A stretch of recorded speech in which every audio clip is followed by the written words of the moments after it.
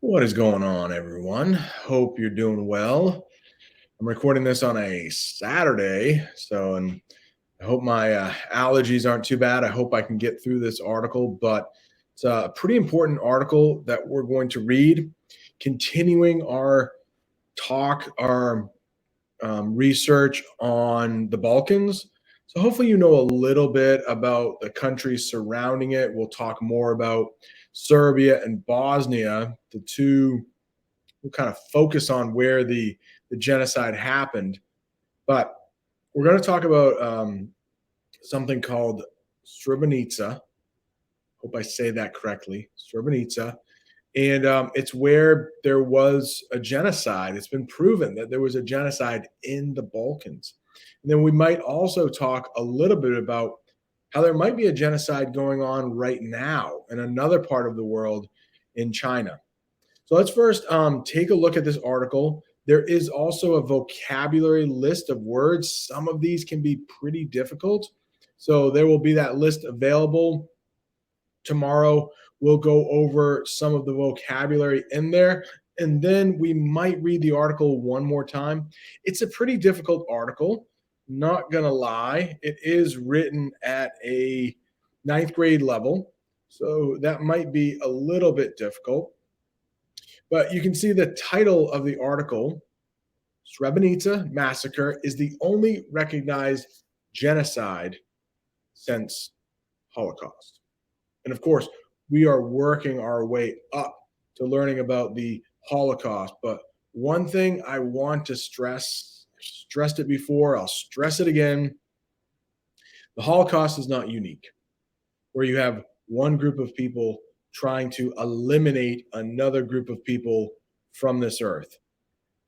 I would argue it could happen anytime, anywhere, if the conditions are correct.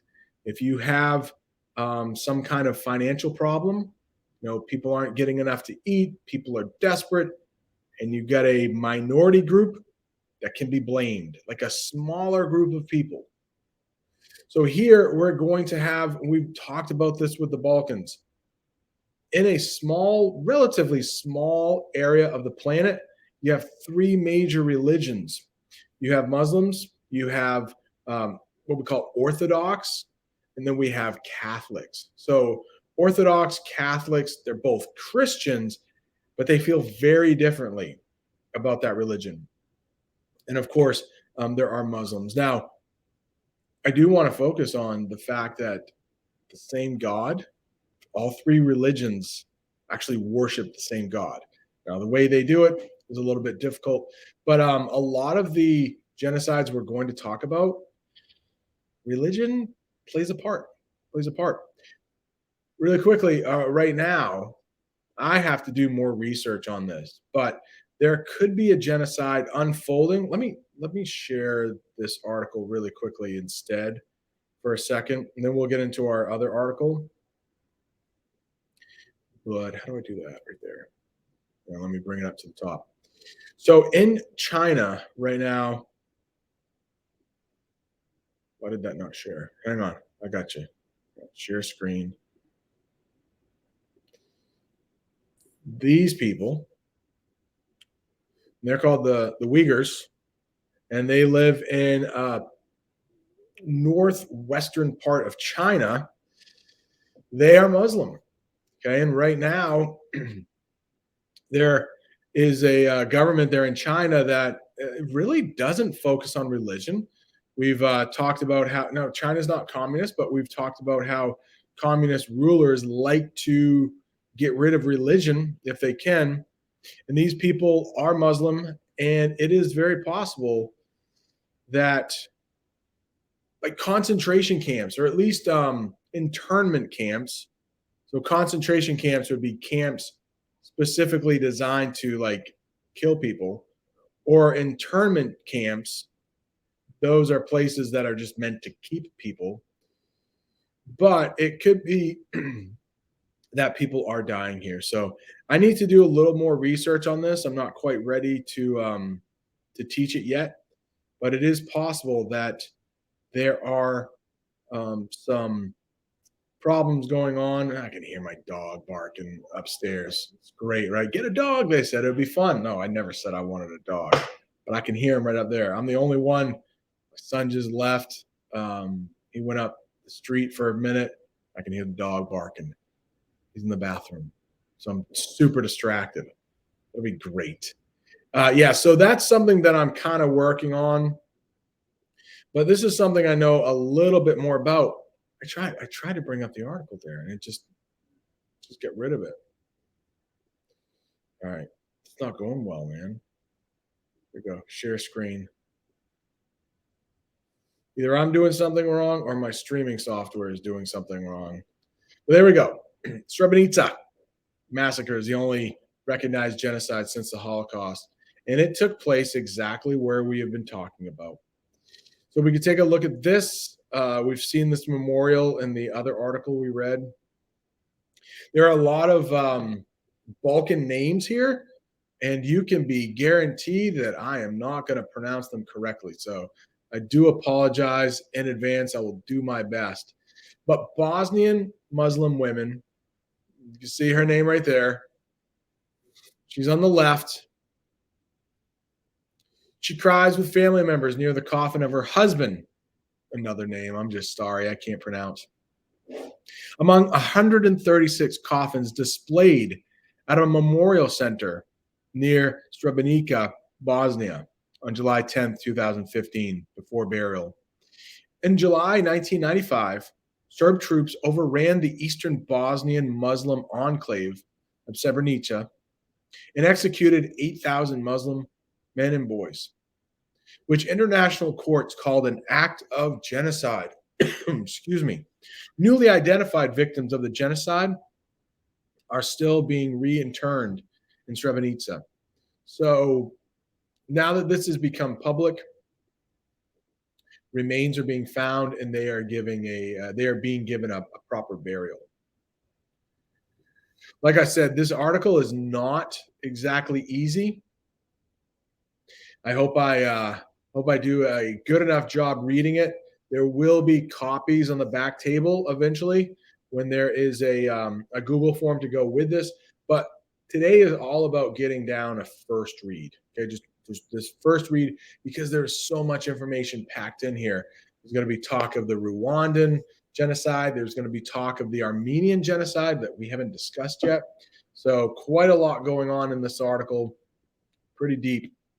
It has been 22 years since the massacre, Srebrenica. Bosnian Serb forces killed and secretly buried more than 7,000 Muslim men and boys over 3 tragic days. The awful event is the only legally recognized genocide to have taken place in Europe since World War II. During the 20th anniversary of the event in 2015, Russia, talked about them before, vetoed a UN resolution to acknowledge that genocide took place in Srebrenica. Maybe we should pause just for a second. Religion comes into play here. I mean, it goes kind of all the way back to World War I, II. World War I also. I think you know probably from Mr. Bim's class. I mean, World War I beginning is such a big topic. But it did start in Serbia. And Serbia had a relationship with Russia that said if Serbia is attacked, Russia backs them up. So that was kind of, in really simple terms, the start of World War I. And when we're talking about religion, remember, the Soviet Union got away from religion. But if Russia, present-day Russia, had to identify with any religion, it's probably going to be something called Eastern Orthodox, which was what a lot of people in Serbia and Bosnia are. So they do have that religious connection. Russia is one of they have more power in the United Nations than a lot of countries. Like the US has the same power, England, China. They're like 5 countries that have this power. And they can veto resolutions. They can veto when some country or a person brings something before the court or the body, And they recently did it with Ukraine. They recently did that. But Serbia and Russia do have a relationship. So when this was brought before the UN as saying like this was a genocide, initially Russia vetoed it and said, no, no, it's not. That doesn't mean it ended there, but Russia did come to the aid of Serbia. All right, a little bit lower down here. Excuse me. Its ambassador dismissed the resolution. He said it is a politically motivated attempt to blame one side for the terrible events that took place in the Balkans in the 1990s. Now, the problem is that there was one side that was unarmed. That's why it was so easy to kill 7,000 people in 3 days. This is just the latest twist in the dispute over whether the killings were genocide. Also, there were many other massacres committed during the collapse of the former Yugoslavia. So, why haven't they been classified as genocide as well? It's fairly clear that people do not like genocide. I mean, of course, right? Hopefully, we can agree on that. Genocide is a bad thing, but they still keep doing it. And they protest vehemently if they or their ancestors are accused of it. Take, for example, how Turkey reacted to the recent claims by Pope Francis. He said Ottoman Turks had engaged in the first genocide of the 20th century when they killed 1.5 million ethnic Armenians in World War I. Turkey reacted angrily, withdrawing its ambassador from the Vatican for several months. So, a couple things there. When we get into the genocide, Turkey, mostly a Muslim country. Armenia, mostly a Christian country. And at one time, they were all part of this thing called the Ottoman Empire. And so Turkey has never admitted, they've never recognized that this took place, but a lot of countries around the world have. And when you talk about somebody like Pope Francis, if you're not familiar with the Catholic religion, or sometimes it's called Catholicism when it's a noun, Catholic is when it's an adjective. Pope Francis is the leader of the Catholic religion, okay, which is different from Eastern Orthodox. They don't recognize the Pope, even though they're also Christian. So religion does play a part in some of these massacres. Turkish, I mean, some people don't agree on this, but I think you can make a case for the Armenian massacre, also for the Bosnian massacre, the Holocaust, probably, religion, probably backdrop there. Not always, but a lot of time. The Rwandan one, probably not. But religion does play a factor in a lot of these genocides, unfortunately. The next one, Serbian president. Oh no, my heart is beating because I'm going to have to skip over another. Like Serbian presidents usually have pretty hard names. There is one guy, his name's Slobodan Milosevic. He became pretty famous in the 90s because he took a lot of the blame. He was responsible for the massacre in large part. One other thing, please. I want this to be clear too, that when we talk about the Holocaust, wasn't just Hitler. I've said this many times. His name is often associated with it because a big part of it, but he didn't kill all of those people. There are a lot of other people in Germany, in other places like Latvia, Lithuania, other places that thought, yeah, this is a good idea. There were a lot of people helping out with it. So that's the scary thing about genocide. Is like we think it happens only in the history books. Oh, it could never happen here. It could never happen in 2022. Well, guess what? It could, and it might actually be happening, like we talked about in China. All right, where are we at here? A little bit further down, we've got some acronyms coming up in this paragraph, and also a very difficult name for me to talk about, for me to pronounce. There's been a similar reluctance to accept what happened in Srebrenica. The day after being sworn in as president of Serbia in 2012, Tomislav Nikolic went on Montenegrin TV. We've talked about Montenegro to say that the Srebrenica killings were a war crime. He said the people who committed it should be brought to justice, but that the events were not genocide. A year later, he made an apology for the killings, but maintained that it had not been proven to be genocide.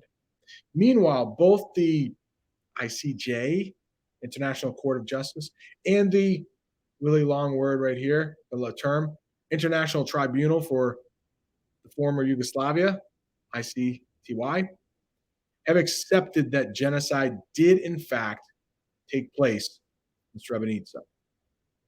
That's one of the hard parts about proving a genocide took place, is that the people or the country or the side that committed the genocide recognize that they were at fault. That's a hard part about it. So that did happen here. Not admitting that a genocide happened, but admitting that mass killings took place.